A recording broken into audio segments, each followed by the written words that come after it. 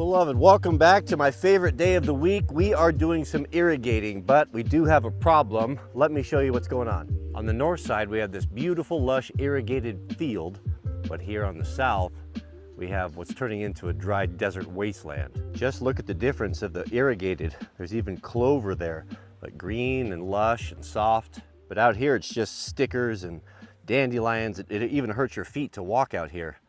We need to get water on this right away. Now, most of you know we irrigate with an old, well, the system that the pioneers used, the flood irrigating direct from glacier down on the mountain. We flooded across the field.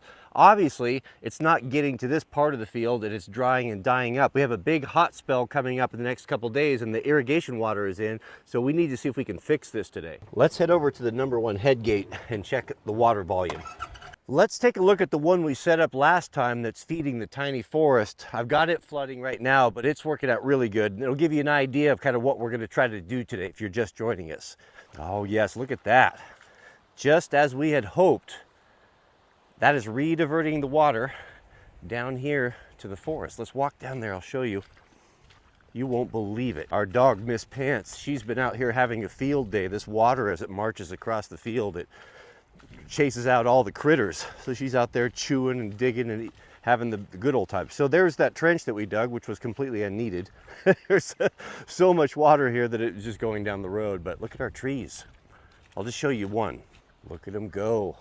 That's a grand fir right there, right next to the tree of my people, the beloved Douglas fir. So we're going to be building up another one of those dams. Now, I had my manservant, Mr. Jiraiya, order me a new set of these sand snakes, and they just came in. So we're going to have to go find some sand and fill these guys up, because this is really the thing for holding those tarps down. I guess we don't need to go down to the riverbank. We have sand here. We'll just use this.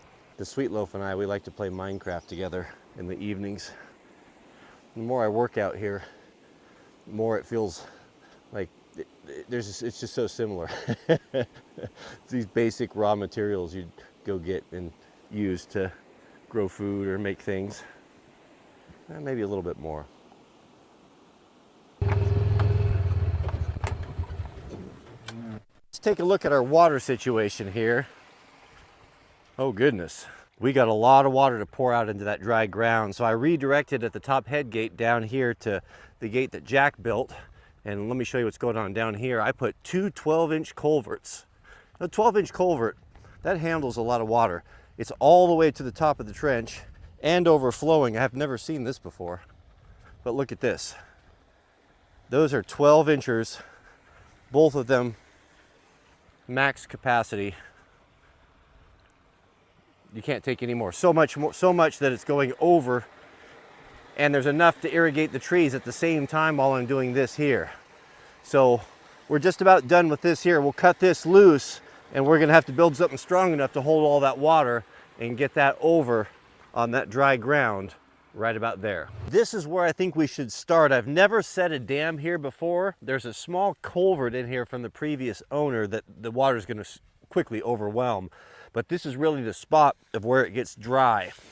So let's set up right here and pour that whole amount in here and see what happens.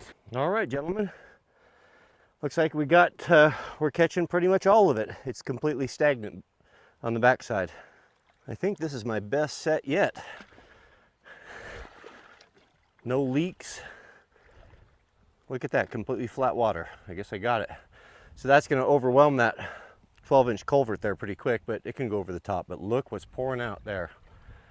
That is all now heading to that dry area. I'm hoping. It looks like the fall goes right down there. You know, it is the heat of the day, and the good book says that nature, behold nature, because it is the fingerprint of God. All I know is my old dog is sleeping in the shade right now, and I think I might just act accordingly here. You see, Kings, I'm gonna offer you a pro tip here. There's something about our women that just can't stomach seeing us not actively engaged in some sort of industrious activity, i.e. home chores. So get yourself an army cot and a sleeping bag, put it in your shop, and come take a nap whenever you want. All right. We'll see you guys in a couple hours here.